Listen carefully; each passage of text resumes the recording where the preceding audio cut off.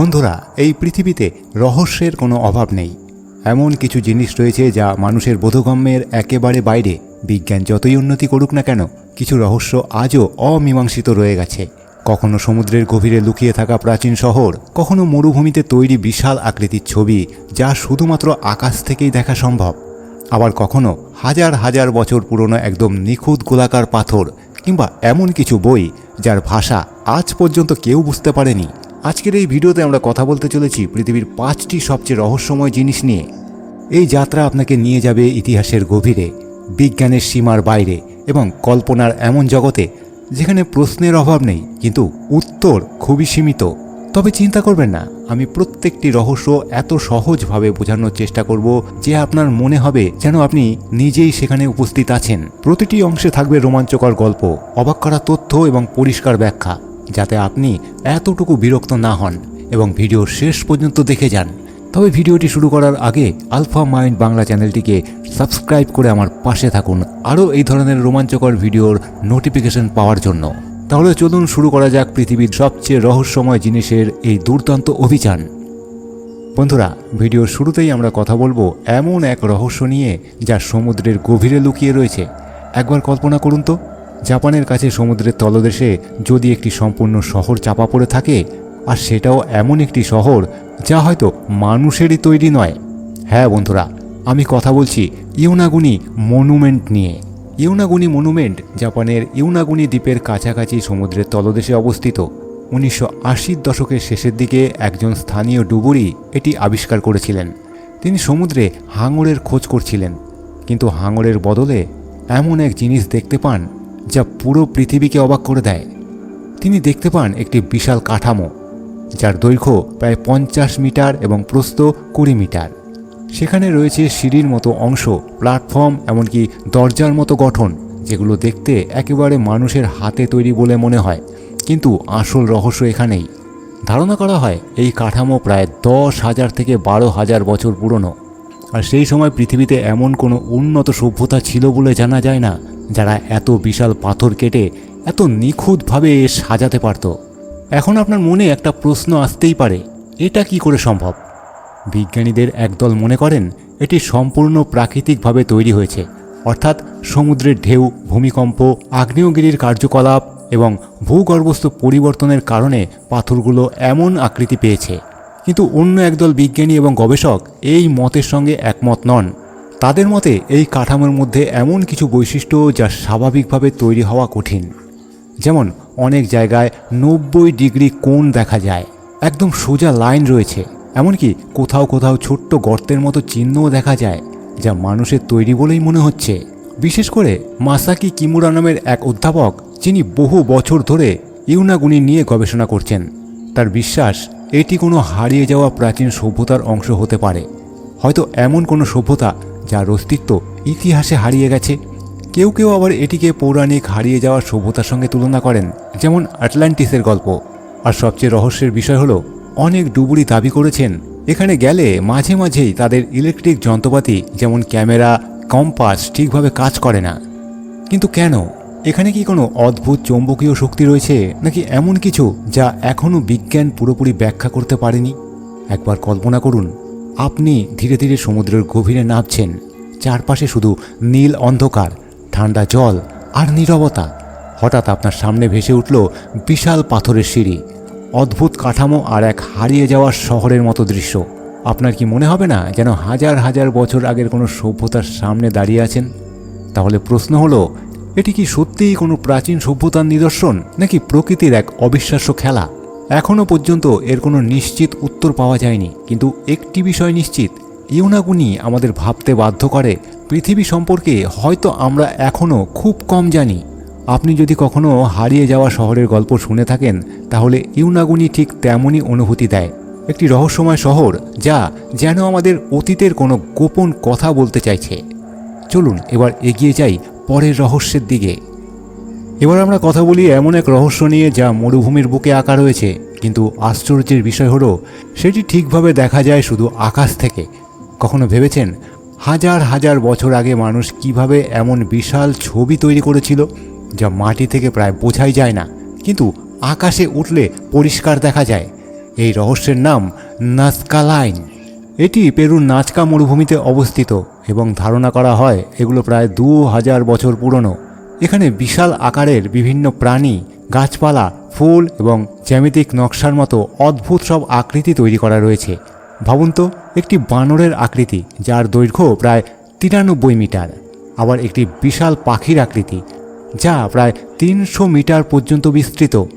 কিন্তু সবচেয়ে বড় প্রশ্ন হলো, এগুলো তৈরি করলো কে, আর কেনই বা তৈরি করেছিল? সেই সময়কার মানুষ অর্থাৎ নাজকা সভ্যতার মানুষদের তো বিমান ছিল না, তারা আকাশে উঠতে পারত না।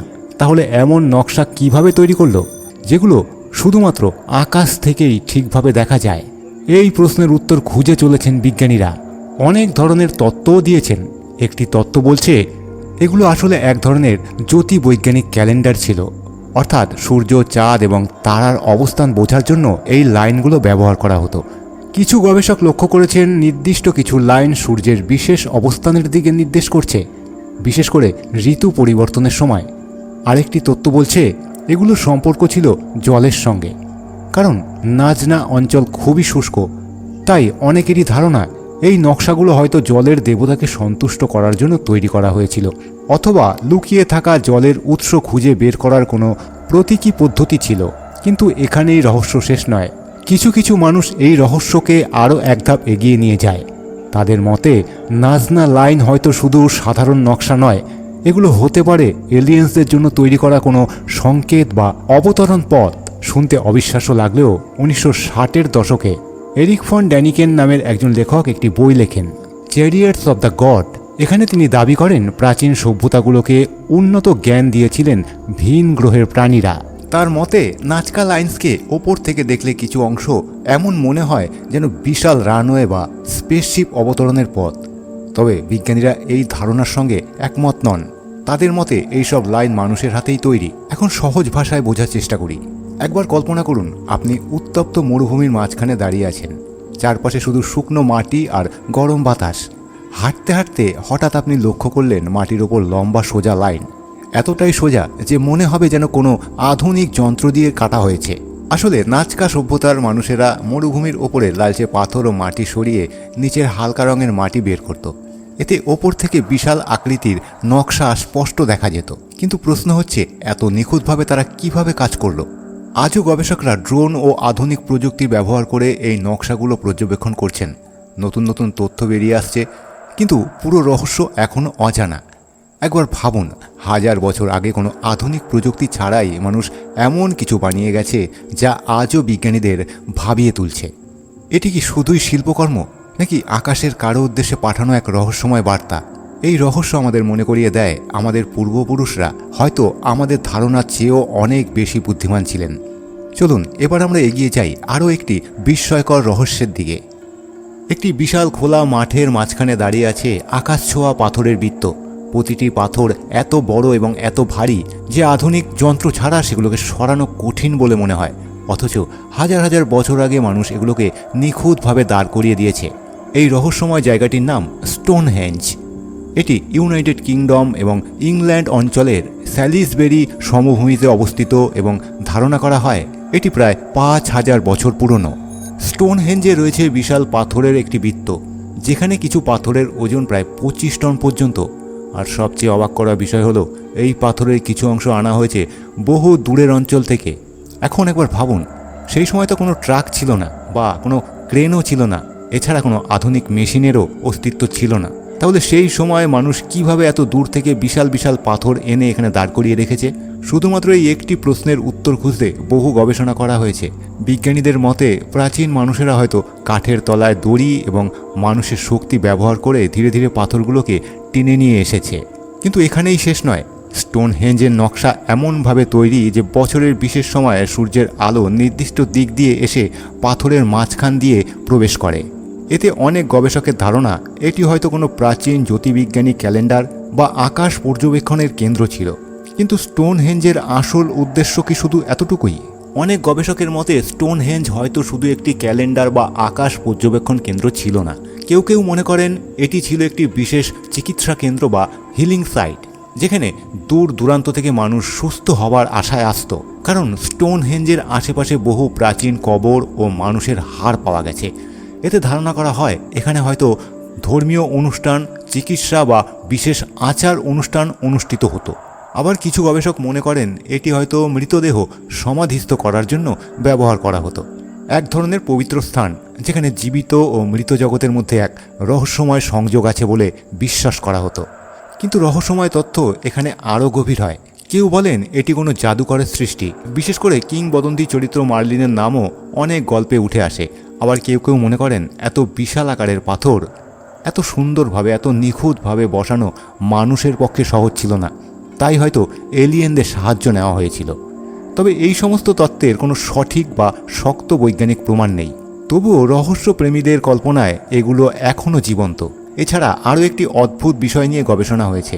স্টোনহেঞ্জের পাথরগুলোর আশেপাশে শব্দের প্রতিধ্বনি বা ইকো নাকি স্বাভাবিকভাবে কাজ করে। কিছু গবেষক মনে করেন এখানে ঢোল বা বাদ্যযন্ত্র বাজালে বিশেষ ধরনের প্রতিধ্বনি তৈরি হতে পারে, যা প্রাচীন আচারকে আরও রহস্যময় করে তুলত। এখন চোখ বন্ধ করে কল্পনা করুন, ভোরের আলো ধীরে ধীরে উঠছে, ঠান্ডা বাতাস বইছে, আপনি দাঁড়িয়ে আছেন বিশাল পাথরের বৃত্তের মাঝখানে। হঠাৎ সূর্যের প্রথম আলো পাথরের ফাঁক গলে এসে আপনার গায়ে পড়ল। চারপাশ নিস্তব্ধ, অথচ মনে হচ্ছে যেন হাজার হাজার বছর আগের কোনো গোপন রহস্য এখনও এই পাথরের মাঝেই লুকিয়ে রয়েছে। এটি কি শুধু একটি স্মৃতিস্তম্ভ, একটি প্রাচীন ক্যালেন্ডার, নাকি এমন কোনো জায়গা যার উদ্দেশ্য আমরা এখনও পুরোপুরি বুঝতে পারিনি? এবার চলুন এমন এক রহস্যের দিকে যা কোনো সমুদ্রের তলায় নয়, কোনো মরুভূমিতেও নয়, বরং লুকিয়ে আছে একটি মাত্র বইয়ের পাতায়। একটি বই যার ভাষা আজ পর্যন্ত কেউ পুরোপুরি বুঝতে পারেনি। শুনতে অবিশ্বাস্য লাগছে, তাই না? এই রহস্যজনক বইটির নাম ভয়নিচ ম্যানুস্ক্রিপ্ট। এটি প্রায় 15শো শতাব্দীর একটি রহস্যময় পাণ্ডুলিপি, যার মধ্যে রয়েছে 240টি পৃষ্ঠা। কিন্তু বইটির সবচেয়ে আশ্চর্য বিষয় হলো এতে এমন সব অদ্ভুত ছবি আঁকা রয়েছে যার অনেকগুলোই বাস্তব পৃথিবীর সঙ্গে মেলে না। কিছু পাতায় দেখা যায় অচেনা গাছপালা, যেগুলো পৃথিবীর কোনো পরিচিত উদ্ভিদের মতো নয়। আবার কোথাও অদ্ভুত প্রতীক, রহস্যময় চিহ্ন এবং এমন এক ভাষার মতো লেখা রয়েছে যা পৃথিবীর কোনো পরিচিত ভাষার সঙ্গে পুরোপুরি মেলে না। এই বইটি 1912 সালে এক বই ব্যবসায়ী সংগ্রহ করেছিলেন, যার নাম উইলফ্রাড ভয়নিচ। এর নাম থেকেই বইটির নাম হয় ভয়নিচ ম্যানুস্ক্রিপ্ট। আর তারপর থেকেই এটি পৃথিবীর অন্যতম বড় ধাঁধায় পরিণত হয়। ভাবুন তো, বিশ্বের সেরা কোড বিশেষজ্ঞ, ভাষাবিদ, গবেষক, এমনকি আধুনিক কৃত্রিম বুদ্ধিমত্তাও এই বইয়ের ভাষা বোঝার চেষ্টা করেছে, কিন্তু ফলাফল প্রায় সবাই ব্যর্থ। কারো পক্ষেই নিশ্চিতভাবে বলা সম্ভব হয়নি এই বইয়ে আসলে কী লেখা রয়েছে। কিন্তু প্রশ্ন হলো, এটি কি সত্যিই কোনো হারিয়ে যাওয়া জ্ঞানের ভাণ্ডার, নাকি কারো তৈরি এক বিশাল ধোঁকা? এই বইটিকে ঘিরে রয়েছে অসংখ্য তথ্য, আর প্রতিটি তথ্য যেন আগেরটি চেয়েও বেশি অবাক করা। কিছু গবেষকের মতে এটি হয়তো একটি ধোঁকা, অর্থাৎ কেউ ইচ্ছে করে এমন একটি অদ্ভুত ভাষা ও রহস্যময় ছবি ব্যবহার করে মানুষকে বিভ্রান্ত করার জন্য বইটি তৈরি করেছিল। কিন্তু এখানেই আসে সবথেকে বড় প্রশ্ন, যদি এটি শুধু মজা বা প্রতারণা হয়, তাহলে এত পরিশ্রম করে এমন জটিল গঠন কেন তৈরি করা হলো? আরও আশ্চর্যের বিষয়, বইটির কাগজ পরীক্ষা নিরীক্ষা করে গবেষকরা জানতে পারেন এটি সত্যি বহু শতাব্দীর পুরনো, অর্থাৎ এটি আধুনিক সময়ে বানানো নকল কিছু নয়। আরেকটি তথ্য বলছে এটি আসলে সাংকেতিক ভাষায় লেখা একটি বই। হয়তো চিকিৎসা বিজ্ঞান, উদ্ভিদ বিজ্ঞান, রাসায়ন বা কোনো গোপন জ্ঞান লুকিয়ে রাখা হয়েছে, যাতে সাধারণ মানুষ সহজে বুঝতে না পারে। কিছু মানুষ আবার মনে করেন এটি কোনো হারিয়ে যাওয়া সভ্যতার ভাষা হতে পারে, এমন এক ভাষা যা সময়ের সঙ্গে সঙ্গে সম্পূর্ণভাবেই হারিয়ে গেছে পৃথিবী থেকে। সবচেয়ে রহস্যময় বিষয় হলো, এই বইয়ের শব্দগুলোর গঠন দেখতে অনেকটাই বাস্তব ভাষার মতো। শব্দে পুনরাবৃত্তির, বাক্যের ছন্দ সবই এমন লাগে যেন এটি সত্যি অর্থপূর্ণ কিছু বলছে। কিন্তু সমস্যা একটাই, কেউ এর অর্থ বুঝতে পারে না। এখন একবার কল্পনা করুন, আপনার সামনে শত শত বছর পুরনো একটি বই রাখা আছে, পাতার পর পাতা অদ্ভুত চিহ্ন, রহস্যময় গাছপালার ছবি, আর এমন ভাষা যা আপনার কাছে সম্পূর্ণভাবে অজানা। আপনি বইটিকে অনেকভাবে চেষ্টা করছেন পড়ার, কিন্তু একটি শব্দ বুঝতে পারছেন না। তবুও মনে হচ্ছে হয়তো এই বইয়ের ভেতরে এমন কোনো গোপন তথ্য লুকিয়ে রয়েছে যা পৃথিবীর ইতিহাসকে বদলে দিতে পারে। এটি কি কোনো প্রতিভাবান মানুষের গোপন সংকেত, নাকি এমন এক হারিয়ে যাওয়া জ্ঞান যার অর্থ আমরা এখনও ধরতে পারিনি? তো বন্ধুরা, এই ছিল আজকের ভিডিও। ভালো লাগলে একটি লাইক করবেন। আরও এই ধরনের ভিডিও দেখতে চাইলে আমার চ্যানেলটিকে সাবস্ক্রাইব করে পাশের বেল আইকনটি টিপে রাখুন। আগামী দিনে আপলোড করা প্রত্যেকটি ভিডিওর নোটিফিকেশান পৌঁছে যাবে আপনাদের কাছে সবার আগে। দেখা হচ্ছে পরের ভিডিওতে। সবাই ভালো থাকবেন এবং সুস্থ থাকবেন। আজকের মতো সকলকে বিদায় জানাচ্ছি। নমস্কার।